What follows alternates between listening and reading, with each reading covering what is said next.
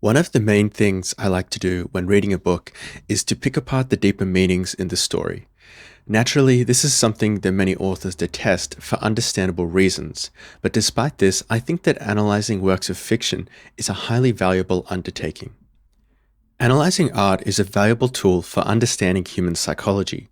The best art resonates with people emotionally, and there is something in it that draws our fascination and holds it. The promise of self-understanding, perhaps. Jeff Vandermeer's Southern Reach trilogy is a series of books that really captured my imagination in that sense. The best known book from the series is Annihilation, which was made into a movie in 2018. The book series centers around an area of land that has become the subject of bizarre and unexplained phenomena. Evolution seems to be progressing at a rapid pace. Bizarre creatures inhabit the wilderness, and people who enter the area return eerily changed and are missing their memories of what happened when they were in the area. The origin of these unsettling effects is unknown. This area of land is known as Area X. In the first book of the trilogy, Annihilation, we follow an expedition into this area, and what follows is as much an internal journey as it is an external journey. We follow the characters through a world that is half dream and half nightmare. After Annihilation came out, both critics and fans alike immediately noticed the similarity of the book to another popular science fiction work, that being the 1979 film Stalker, directed by Andrei Tarkovsky and written by Arkady and Boris Strugatsky, and the book The Stalker was based on, Roadside Picnic, which was also written by Arkady and Boris Strugatsky. Roadside Picnic and Stalker deal with a very similar concept to Annihilation. The idea of an area of land, this time called the Zone of Alienation, or just the Zone, wherein strange and bizarre events are occurring. While Annihilation follows a military expedition into Area X, Stalker follows a group of trespassers who are illegally entering into the zone. And just like in Annihilation, the characters undergo an existential journey just as much as a physical one. In fact, there are quite a few films and books that deal with a similar concept to Area X and the Zone, that being an area or place wherein the normal rules of physics or reality don't apply, and the characters who must journey through this area. For instance, the novel Picnic at Hanging Rock, which I have previously covered, is basically about this exact same concept. This idea seems to really resonate with people. Stalker and Roadside Picnic have numerous video games and TV shows based on them, and the Southern Reach trilogy likewise has captured people's imagination. Today, I want to take a closer look at these works of art and analyze why they resonate so deeply in a psychological sense. Parallels. One of the first things we must address is whether the Southern Reach trilogy is in some way a homage to Roadside Picnic or Stalker. I thought this myself after reading the book, but the answer to this, according to Jeff Vandermeer himself, is unequivocally no. He addresses this in a tweet that I found from 2016, which is about 2 years after Annihilation was published. And I suppose Vandermeer should know what inspired the book since he wrote it. And to me, this does make sense, despite the similarities between Annihilation and Stalker. When we examine the inspirations for these works, they clearly develop from very different sources. The Southern Reach trilogy, in my opinion, is far more inspired by nature and the forces in nature, while I suspect that the zone in Stalker, and especially Roadside Picnic, is very inspired by the bureaucracy of the Soviet Union. The reason these stories share many things in common is that they end up converging on a similar point. And really, when we consider the strong similarities, it's really just Stalker and Annihilation that share a lot of story points in common. Roadside Picnic, the novel that Stalker is based on, is a very different story from Stalker and Annihilation, and has far more political inspiration. The main similarities between Stalker and Annihilation is essentially that they're about a ragtag group of people who band together and face strange new challenges in a world that they must contend with. And this concept forms the basis of a lot of stories when we think about it. But just because there isn't a direct influence from Stalker to Annihilation, that doesn't mean that there's no point in comparing these two works. I actually think that that's a really valuable thing to do, because these two works draw from a very deep psychological wellspring, and it's this source that I want to examine. But first, I want to look at the inspiration behind the Southern Reach trilogy, Stalker, and Roadside Picnic. In an interview from 2014, Jeff Vandermeer points to a few different sources of fiction as his inspiration for the Southern Reach trilogy. In particular, he references Michel Bernanos's classic, amazing novella, The Other Side of the Mountain, or Lena Cron's brilliant Tyneron, or the nature poetry of Patience Rogers. While Vandermeer cites different inspirations from the Strugatsky's Roadside Picnic, he is clearly familiar with their novels because he contributed a foreword to the reprinting of the Strugatsky's novel The Dead Mountaineer's Inn in 2015, the year after he published Annihilation.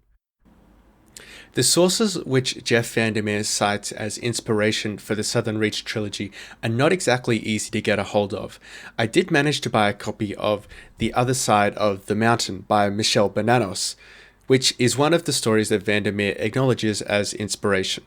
If you do read this book, which if you like weird fiction, then I really suggest you do, you'll find a lot of similarities between the Southern Reach trilogy and this novella. The Other Side of the Mountain follows two sailors who are shipwrecked on a mysterious land. At first, they're elated at surviving the shipwreck, but they soon begin to feel hesitant as they venture into this new country. Strange and eerie events follow, including the discovery of bizarre, highly detailed human statues frozen in various poses, scattered across the landscape, trees which are bioluminescent and bend down to touch the ground at night, carnivorous plants which try to strangle and eat the unwary sailors, all underneath a nightmarish red sky. Once you've read this novella, you can clearly see where Vandermeer was drawing some inspiration from. This story is about a group of people venturing through a bizarre and alien landscape. I won't give you a synopsis of the whole story, but it's very surprising and well worth reading. Most importantly for us in this situation is that The Other Side of the Mountain shows that Vandermeer had a very different source of inspiration from Roadside Picnic. Roadside Picnic was first written in 1971 and published in 1972 in a literary magazine called Aurora. Roadside Picnic had significant trouble when it came to being published in book form, however. The censors in the Soviet Union constantly refused the book publication for 8 years, and this experience, I think, actually explains the real inspiration behind Roadside Picnic. Because unlike Stalker and Annihilation, much of the story in Roadside Picnic actually doesn't take place inside the zone. The book is mostly concerned with the bureaucracy of the government agency which controls the zone and how the illegal poachers, called stalkers, circumvent the law. But herein are the real origins. In the 2016 documentary Hypernormalization, filmmaker Adam Curtis briefly references the book Roadside Picnic and the film Stalker, and perhaps points to the real origins of these works. The book, Adam Curtis says, has its origin in the bizarre unreality of the Soviet Union, a world where truth was subject to the political agenda of the day. Reality in the Soviet Union was much like reality in the zone. In other words, reality was malleable. What was considered to be true changed from day to day, hour to hour, and one's actions did not always have predictable outcomes. If this is true, then the Strugatskys were very clever about how they criticized life in the Soviet Union. They embedded their criticism inside a science fiction concept, which, at least according to Curtis, was a hidden metaphor for the political landscape of the Soviet Union. Stalker, the film, is loosely based on Roadside Picnic, and while Roadside Picnic doesn't spend too much time actually inside the zone, Stalker as a story almost takes place entirely in the zone. There is probably a few reasons for this. Overall, the effect is that the film focuses much more on the internal journey and mental unraveling of the characters, which was a minor theme in Roadside Picnic, but in Stalker this comes to the front and becomes the main theme. And this is the end point where Stalker really meets Annihilation. What we see here are several stories which run parallel and tap into the same general idea and also wind up at the same place. As I said before, there is a very good reason for this. But to explain this, I must first introduce a very important book. The Hero with 1,000 Faces. To understand why both Stalker and Annihilation focus on similar themes, and why these works have such a deep emotional resonance, we must first talk about some highbrow literary theory. The Hero with 1,000 Faces is a book about comparative mythology written by Joseph Campbell. I'm sure many of you will already be familiar with this book, but for the uninitiated, basically Joseph Campbell was a professor of literature who analysed many stories and myths from around the world and came up with a general formula for the journey that a hero often undergoes in the course of a story or myth. Campbell called this general outline of a hero's journey the monomyth. The monomyth consists of various plot points, and once you read through these, you'll begin to notice them in all kinds of stories. However, for our purpose today, we only need to focus on a few of these. In the monomyth, the hero first receives a call to action, and following this they embark on their adventure. The next big stage is called the initiation, or the crossing of the first threshold, and this is where Stalker and Southern Reach come into the picture. This is how Campbell himself describes it. Once having traversed the threshold, the hero moves in a dream landscape of curiously fluid, ambiguous forms where he must survive a succession of trials. This is essentially the point in the story at which the hero must journey externally and internally to grow and develop. It's a point of reflection where they are coming to terms with their life and their past and future. The internal emotional maze which they are navigating is represented by the external world, especially in the cases that we are looking at here, Stalker and Annihilation. To me, this is why Stalker and Annihilation have such a strong emotional resonance as stories. They skip many of the other steps in the hero's journey and instead focus a lot on the internal journey of the hero and the characters. I don't want you to take my word for this, so let's take a look at the evidence for this psychological journey and the symbology involved in Roadside Picnic, Stalker, and the Southern Reach trilogy. Crossing the threshold. The first point I want to make is that in the Southern Reach trilogy and Stalker, the zone or Area X is representative of the characters entering their own mental landscape. Symbolically, when the characters enter these places, they enter their own mind and embark on a journey of self-discovery. Joseph Campbell refers to this place as the dream world, and I will use the terms dream world, Area X, and the zone interchangeably from now on, because these all refer to the same concept. Let's take a look at the scene where the characters in Stalker enter the zone.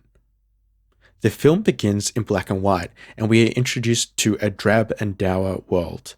As the characters enter the zone, however, the film switches to color film. It's very reminiscent of The Wizard of Oz, and I don't think it's incorrect to compare the zone to The Land of Oz. It's a bizarre new world where nothing is as it seems. This technique draws a very strong line between the two parts of the film. The first part in the outside world and the part in the zone. Naturally, when we begin to see color, we have an emotional reaction. The world suddenly feels much more real. It has more emotional impact. We are also immediately presented with an interesting scene. The Stalker tells a little anecdote about his teacher, the man who showed him how to navigate the zone. He says that there used to be a flower bed close to where they are now, but that his teacher trampled all the flowers down so they didn't grow anymore. But despite this, the flower's scent remained for years after the flowers were gone. The Stalker asks the writer and the professor to wait where they are, and he walks off, out of sight. We see him lay down in the grass, and he closes his eyes. After the Stalker returns a short time later, he says, "Good news, the flowers are back, but they have no scent." This scene had me puzzled a bit when I first saw the film. Here is what I think it means. This is the point where the characters are essentially entering the dream world, at least metaphorically speaking. We see the stalker lay down and close his eyes, but we do not see him get up again. He just appears back with the other characters in the next scene. So there is the implication that the stalker was maybe dreaming. I don't think that the rest of the film is a dream or anything. This is just setting the scene that reality is very dreamlike in the zone. The reason for the talk about the flowers is to show that reality in the zone is like reality in a dream. Things don't always make sense. The smell of the flowers is separate from the actual flowers. Just like how in a dream you can encounter bizarre phenomenon which don't make sense. Let's say, for example, you're in a dream and you try to turn on a light switch and it turns on the microwave instead, or something like that. This is the kind of logic that exists in dreams. Here, it is appropriate to compare Stalker once again to The Wizard of Oz. At the end of The Wizard of Oz, Dorothy wakes up in her home, in black and white film again, and finds out that her adventure was all a dream. So too, we see the same in Stalker. At the end of the film, we are returned again to the black and white world. In addition to this, all of the characters in Stalker, multiple times in the film, lay down and fall asleep. We are apparently meant to believe that the entire film of Stalker takes place over one day, because the characters don't really bring any food or other supplies, and we don't ever see nightfall. So why are these characters laying down and sleeping all the time? Well, I think Tarkovsky just wanted to create a dreamlike atmosphere. He wants to give us the impression that the character's time in the zone is a dream, even if it isn't literally so. We also see this boundary which is crossed to enter the dream world in Annihilation. Instead of beginning in black and white, Annihilation shows the boundary between the real world and the dream world in a very different way. In the film, the entire area is surrounded by a shimmering, opalescent bubble, which the characters must pass through. In the book, this is not the case. There is no discernible boundary between the outside world and Area X. But let's focus on the film and then get to the book in a second. We see the characters enter the boundary, and then in the next scene, the characters are waking up, apparently after having already been in Area X for a few days. The biologist, who is the main character in Annihilation, doesn't remember anything before that point. This, I'm sure you already realized, is just like how a dream might start. You don't necessarily remember exactly how you came to the place you are. The dream just begins.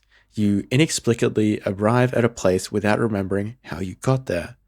The book handles this transition very differently. We are told that in order to cross the boundary, the characters must be hypnotized by the psychologist who is leading the expedition. And so the biologist wakes up in Area X in a similar way, except she's been hypnotized in this case, and that is why she doesn't remember how she came to be there. The book is deploying a lot of symbology here. Firstly, the expedition is led by a psychologist, which is indicative of the psychological journey that the characters are going on. Next, hypnotism was a very early psychotherapeutic technique, and it's one that is also still used.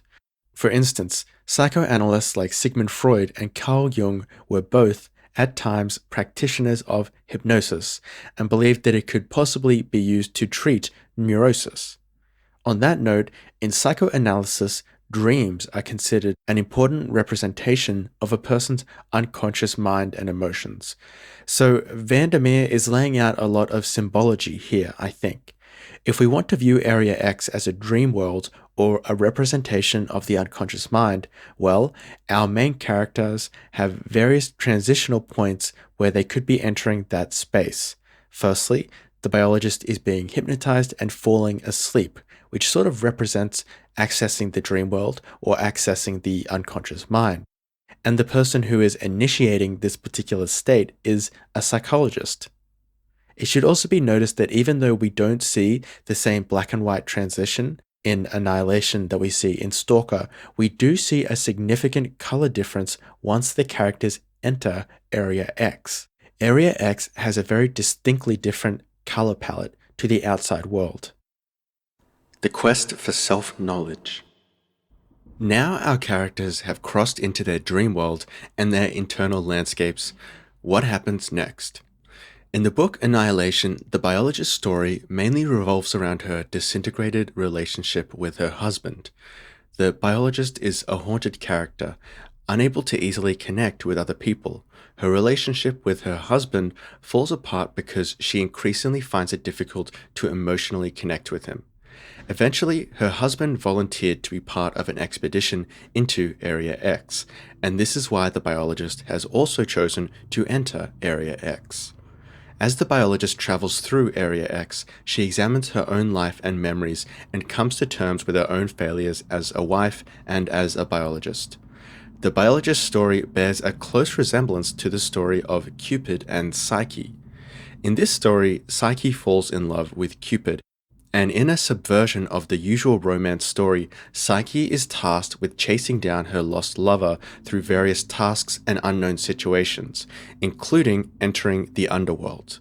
Remember that in Joseph Campbell's monomyth, the underworld is a symbol of one's own internal landscape, and entering the underworld is crossing the threshold into that space. Joseph Campbell also said that often when people enter this world, it is to find a lost loved one, which is the case in the story of Cupid and Psyche. We see the biologist undergo a similar journey, facing death and danger to reclaim her lost husband. In Stalker, we also see characters who, like the biologist, mentally unravel as they travel through the zone. The writer, who we are told is a famous and successful person, talks about how, as a writer, his entire career has been centered around wanting other people's approval. His entire motivation for writing was to this end, and now he is unsure of what is left in life for him. The professor is at first silent on his own motivations, but we learn that he is essentially on a suicide mission. His wife has cheated on him with his colleague, and he now wishes to destroy the zone and apparently himself with it. The Stalker's motivations are perhaps more mysterious. He doesn't seem to really profit from what he is doing. His motivations seem to mainly be centered around being in contact with the zone as much as possible. His role in the story is more of a guide figure, which is very similar to the psychologist's role in Annihilation. All of these characters, even the stalker in the film Stalker and the psychologist in Annihilation, are on journeys of self-discovery. And this is evident when we examine the goals of their journeys. In Stalker, the characters wish to travel to a room within the zone, which apparently will grant them their deepest wishes. This, I suppose, will resolve their inner turmoil. In Annihilation, the biologist is searching for her husband, which will hopefully allow her to resolve her feelings. But the destination of the expedition is actually a lighthouse on the coast, deep in the interior of Area X. Why are you going into the Shimmer? The mission statement is to reach the supposed source of the Shimmer, the lighthouse, enter, acquire data, and return. But I don't think that that's your mission statement. This is where the book and film versions of Annihilation differ. Both versions fix the lighthouse as a destination, but for different reasons. In the film, this is where an asteroid apparently landed, which is the source of the bizarre events in Area X. In the book, the lighthouse is also the center of Area X and the destination of the previous expeditions. The biologist wants to reach there to hopefully find out what happened to her husband, or even to find her husband. These goals represent an emotional resolution of one kind or another. If the characters have their deepest wishes granted in Stalker, then they will be happy. And in Annihilation, if the biologist finds her husband, then hopefully she should be happy. Let's consider the lighthouse itself. Lighthouses guide ships which are at sea so they don't crash into the rocks of the coast. So they're a safeguard and also a guiding light. But they are also symbols of illumination, like a fire or a candle, which I think can represent knowledge or even self-knowledge. To humans, darkness naturally represents the unknown because humans are not able to see in the dark.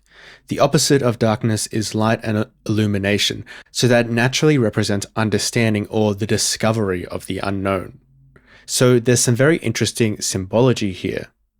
In the very top of the lighthouse, the biologist discovers the journal of her husband, so this location actually does result in a resolution of a kind for her in the novel of Annihilation. In the film version, the biologist also discovers the fate of her husband when she reaches the lighthouse, although through a different means. In the film, once the biologist reaches the lighthouse, she is also confronted by a doppelganger who she must contend with, her shadow self in another sense. Another way of essentially saying her unresolved feelings concerning her husband. This is a concept which the psychoanalyst Carl Jung called the shadow. Essentially, the shadow represents all of a person's unresolved and deeply felt emotions. So this is what the doppelganger at the end of the film in Annihilation sort of represents. As the characters in Stalker get closer to their goal, they become more erratic and emotionally volatile. The writer, in particular, basically suffers a breakdown and pours out his emotions to the other members of the group. Essentially, as they are getting closer to their goal, they are digging further into their psyche and exploring their own painful and unresolved emotions. Roadside Picnic demonstrates this concept very distinctly. The main character in Roadside Picnic is a man named Red, and at the end of the book, he ventures on one final trip into the zone to find an object called the Golden Orb, which is very similar to the room in Stalker. Essentially, when a person finds this, it grants their deepest wishes.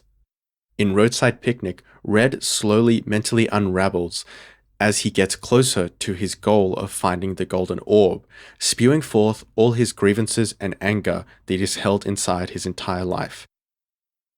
The dark thoughts festering in his subconscious knocked down the barrier his will tried to create and extinguished the little good that his memory contained, and it seemed that there had never been anything good at all, only ugly, vicious faces. He sat there, covering his eyes with his hands, and he was trying not to understand, not to think, but merely to see something of how things should be, but all he saw were the faces, faces, faces, and more faces. His neurosis and emotional angst is becoming more conscious to himself, and he is acknowledging these parts of himself. When he finally reaches the Golden Orb, he undergoes a moment of transcendence. The orb supposedly grants a wish to the one who reaches it, and Red, in his moment of ecstasy, wishes for happiness for all people in the world. Damn it all, I can't think of anything except those words of his. Happiness for everybody, free, and no one will go unsatisfied. This is a process of mental transformation. The characters must grow beyond their previous self and become something new. They are undergoing a symbolic death and rebirth. The Southern Reach trilogy as a whole deals with this process. The first book is Annihilation, which we have already discussed, but the second book in the series, Authority, takes a really different turn. In this book, our main character is John Rodriguez, the new director of the Southern Reach, which is the government agency which oversees and investigates Area X. There is a lot to say about Authority, but I think at this point, all we need to know is that John is going through his own internal journey, just like the biologist was, only now the story is set outside of Area X. But in the final book, which is called Acceptance, that journey completes for both the biologist and John Rodriguez. The title of the book, Acceptance, is hinting at the resolution of psychological issues. You may have heard of the Kubler-Ross model, also known as the 5 stages of grief. It's a proposed map of the emotional cycle that people go through as they struggle with grief. This model is actually considered a bit outdated in modern psychology, but the reason I bring it up is that acceptance is the final stage which indicates the resolution of emotional struggle.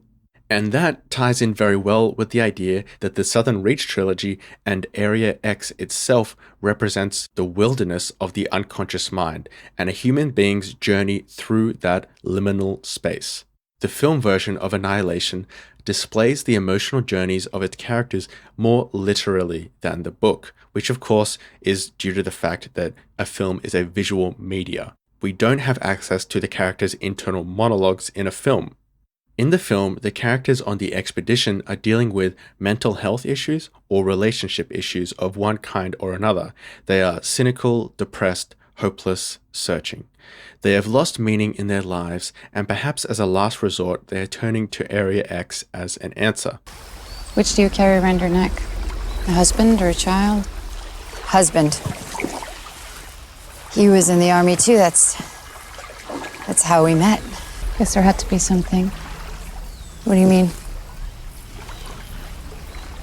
Volunteering for this? It's not exactly something you do if your life is in perfect harmony. We're all damaged goods here.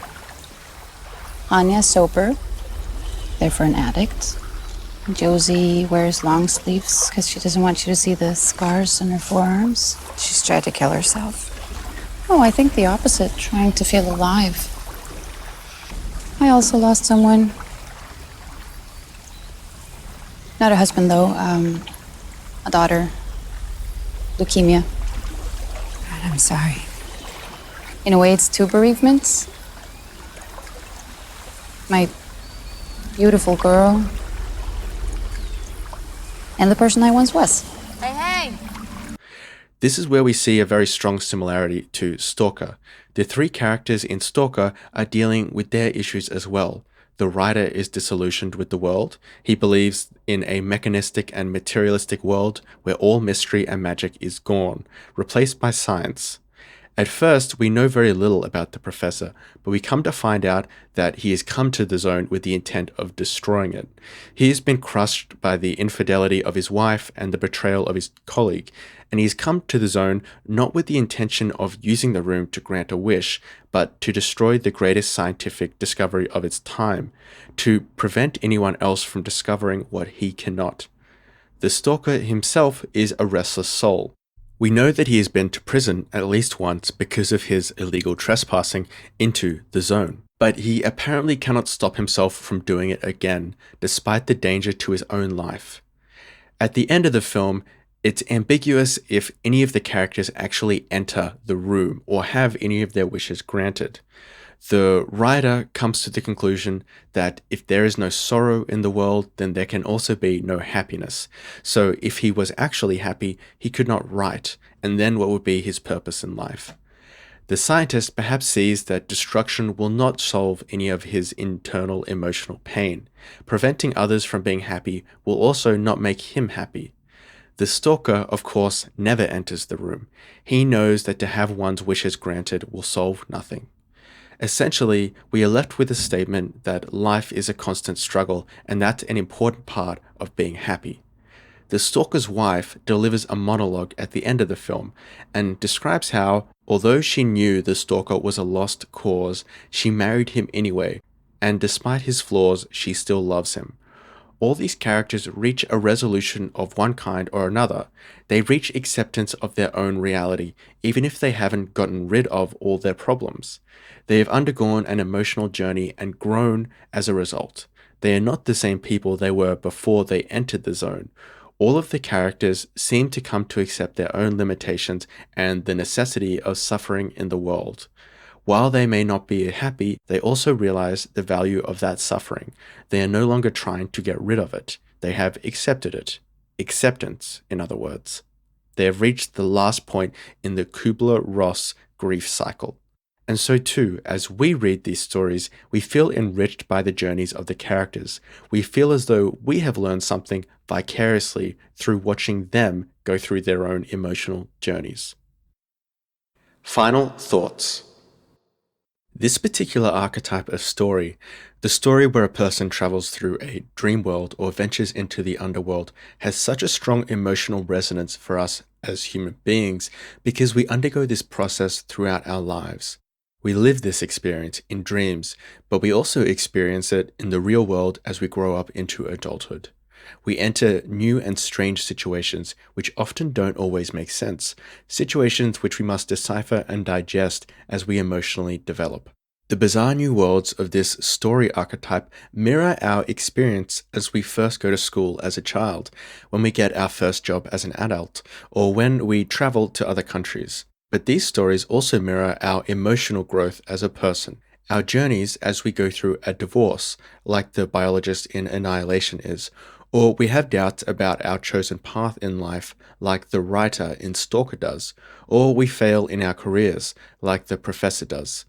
It's no wonder that this kind of story is often deployed in children's fiction, like The Wizard of Oz, Peter Pan, Charlie and the Chocolate Factory, and Alice in Wonderland.